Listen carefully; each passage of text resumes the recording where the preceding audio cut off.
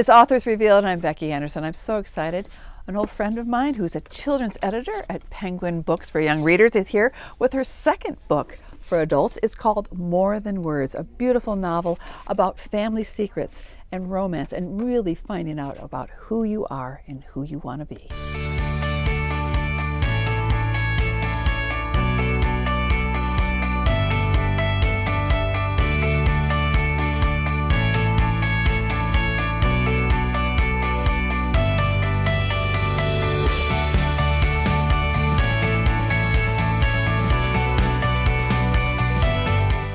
Jill, it's so great to see you again. It's been a while. It has. It's really nice to be here. Yeah, and I think the last time you were in Naperville was when the Readers Theater was with some great children's authors were doing their whole Readers Theater thing. I think it was the debut sort of thing. Yeah, I think it was the first thing. Yeah, it was so cool. It was a lot of fun. But I'm just tell you just give you huge congratulations for your second novel for adults, More Than Words. Thank you. And so I'm just wondering, with this whole thing, with this, as you're saying, you've written for kids, you're a children's book editor, you've done so much in the book industry, but knowing that this is your second adult novel, with your first being a huge New York Times bestseller, now being translated into 35 languages, was it hard to sit down and write your second, having had that incredible success? Did you feel it was a bit of a daunting process? It was a little bit. It was because the craziest thing, at least for me, from The Light We Lost, which was something that I never thought would happen, is that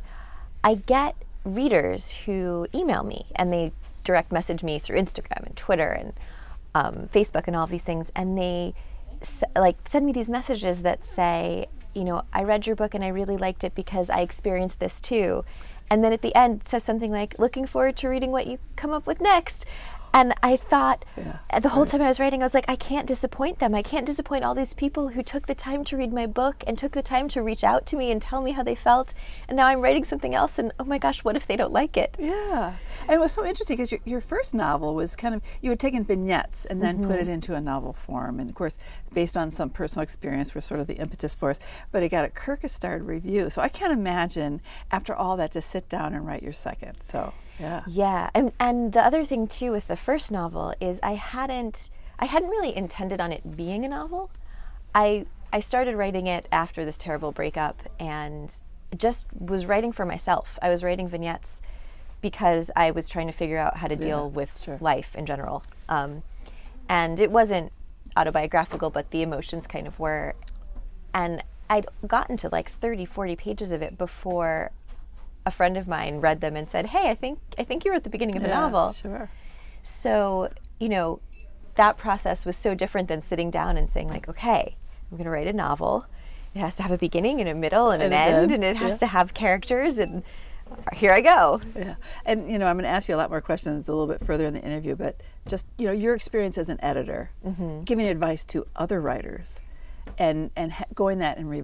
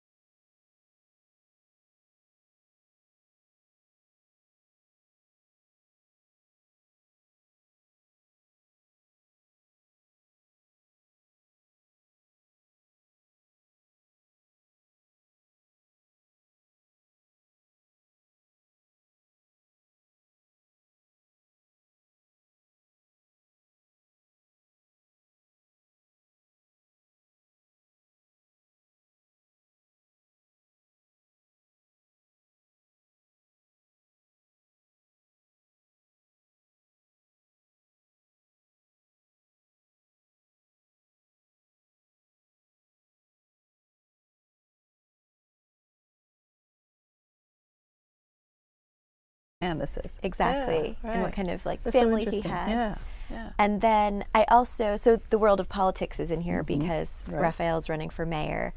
And I ended up choosing that world because I had volunteered on Hillary Clinton's 2016 campaign when at the headquarters in Brooklyn, working for the correspondence team. Yeah. And I was so amazed by all of the people who worked on her campaign and how much they got into politics because they really cared about making things better and they really wanted the world, the country to be the best it could be. And how pure so much of the reasoning of getting into politics is. Right. And I thought that's such a cool thing, and it's such a thing I want to write about. You know, the idea of getting into something because you just want things to be better. And I think that regardless of political party, people want things to be better in the way that they believe it's going to be better. Right. And they might not agree on what the method is, Right. but I think the goal of things being better is there. So I wanted to make sure that the politics stuff was right. So I called a bunch of friends, and my fiance actually works in politics, so I had him read some pages, and I was like, okay, like, did I get this right? Would they be asking these questions? Yeah. And he, you know, there was one thing, he's like, you forgot the advanced team. I was like, oh my gosh, of course, the advanced team. I have to write about the advanced team. Yeah. So I did a bunch of research but on there politics were so many too. elements that just made it so real. And I think that's so true about people who are so passionate about something. Yeah. And they're so altruistic about these passions and what their aim and their goals and why they're doing something. So yeah. And I think that's, you see sort of her morphing into that to figure that same sort of thing out for herself. In the book. Like, well, what are you willing to trade? What can you Right, give? right. What sacrifice can you make Yeah. for what you want in the end? Exactly. So I know you're no newcomer to the publishing industry or being a published author because you've published at least, 14 or so books? 14 children's books. 14 children's books. Just And you crazy. are also a children's book editor. That's true. So I was wondering, these 2 adult novels were published with Putnam, which is on the adult side of Penguin USA. Yeah. And you edit for Penguin Young Readers. That's right. In the Philomel imprint. So how was that working on the other side, having your books published with the same publisher your day job is? Well, so when I started working on these books, the adult division and the children's division were in 2 totally separate buildings. That's right. Yeah. So my agent had said to me, so these are the people I want to submit to at Putnam, or this is the, editor.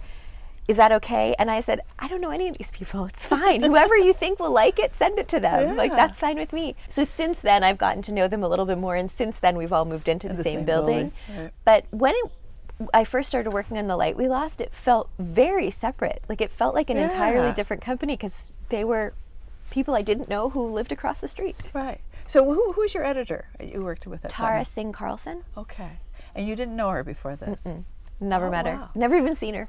So I want to know, you being an editor yourself, are you more critical of yourself when you're writing? Are you doing many re-edits or revisions that maybe would be left to another author, would wait for their editor to look at? Do you feel that you're more critical of what you're doing?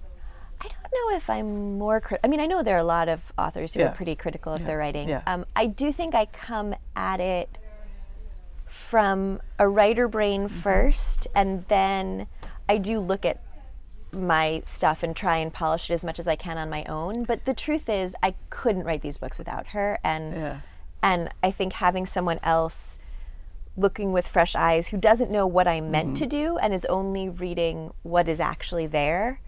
So when she makes comments about, this or that or the other thing, but that was what I meant to do. She's like, well, it's not. You didn't do it, Yeah, right. So I think you need someone like that, and she's fantastic. So working with her, has it changed your working position when you're working with other authors on there? I mean, is there anything that you've taken from this experience working on these 2 adult novels with a different editor that you have sort of applied to how you work with the authors that you edit? I'm not quite sure, but I do know that when I first started writing children's books, there were certain things that I didn't realize, like being on the editorial side of it, I didn't realize what writers would be thinking or feeling at various points in the process. So that very first time that I was on the other side of the process, I thought like, oh, oh, writers are thinking this at this point here. I should address that with my writers, so that I can make this as seamless a process as possible. Yeah. So how many years have you been editing children's books now? Oh gosh, I started working for Laura Geringer in 2002. Oh, Laura Geringer, yeah. So 17 years almost. It'll be 17 years this summer. I saw her last year, a few months ago. It was great to see her. I hadn't She's seen good her people. a long time. Yeah. So, so now, do you take your own advice?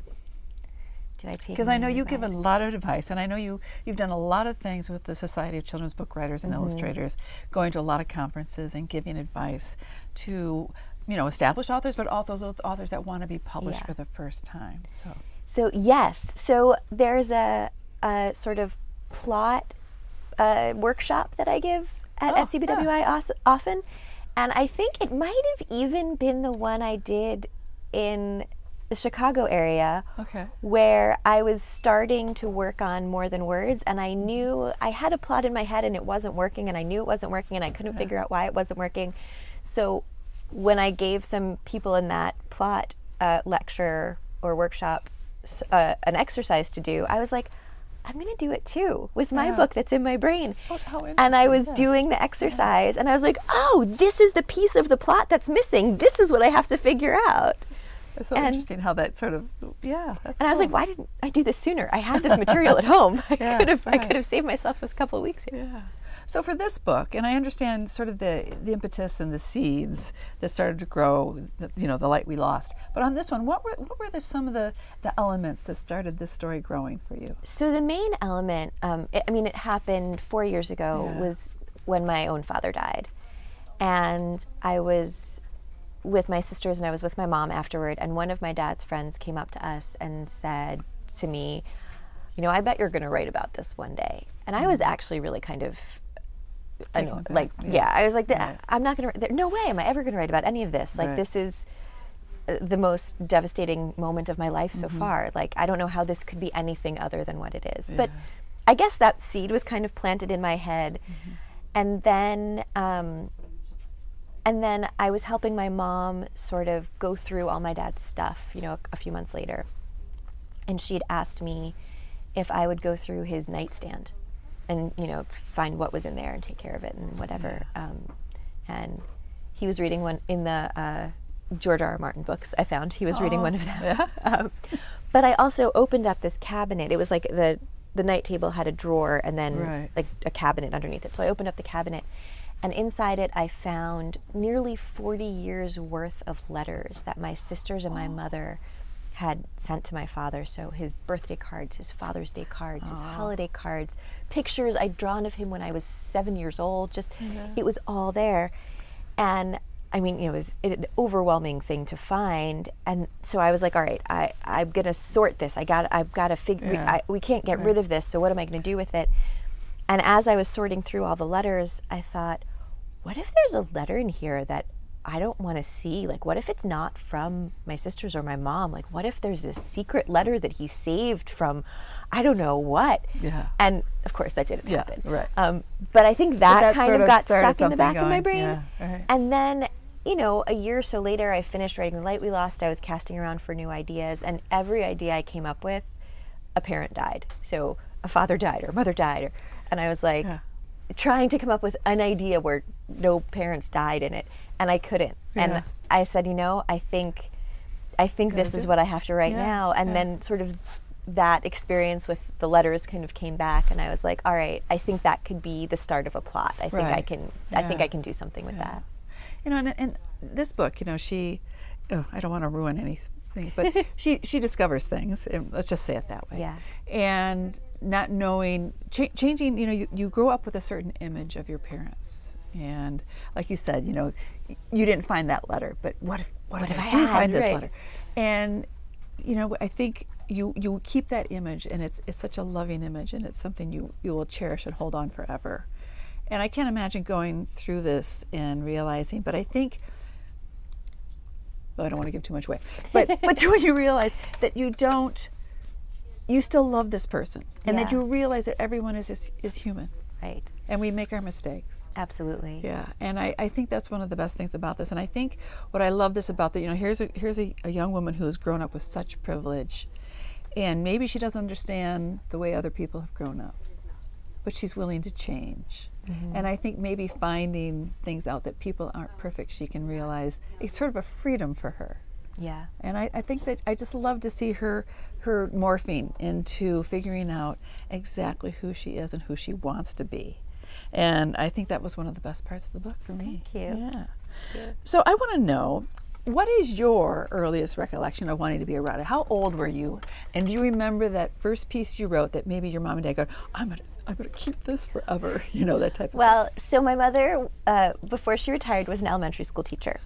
Okay. Which means that she laminated a lot of things that I made growing up. Okay. So she laminated the very first book that I wrote. Yeah. And by wrote, I dictated the story to her and told her what to write on each page because I couldn't write yet. And then I illustrated it, even though I couldn't really draw yet. Yeah. So I was 3. Oh my gosh. And the book was called Stacy the Cat. And it was about a fat cat that sat on a mat. I think I probably either was inspired by Dr. Seuss right. or had learned to rhyme that day, one or the other. But only 3 years old. That's But impressive. yeah, so I still have a copy of it, and my mom wrote on the bottom, by Jill, age 3. Oh my gosh. So it was destined at a very early age. I wrote stories all through elementary school. Like, first grade was a very prolific year for me. I wrote a lot of stories in first grade, and by then I had realized that I was not a very good artist. By 6, I knew this wasn't my jam. Right. So I would write stories, and I would write text on different pieces of construction paper and staple them together, and then give them to a kid in my class who I knew was a better artist, and ask them to illustrate the stories for me. See, you were already you're being sort of an editor, lining up an author with a great illustrator. Excellent job, boy. You were destined to be what you do. That is so cool. So the first book, The Light We Lost, was chosen, Reese Witherspoon chose it for her book club. What was that like to realize that, and I am just so impressed at the book she chooses.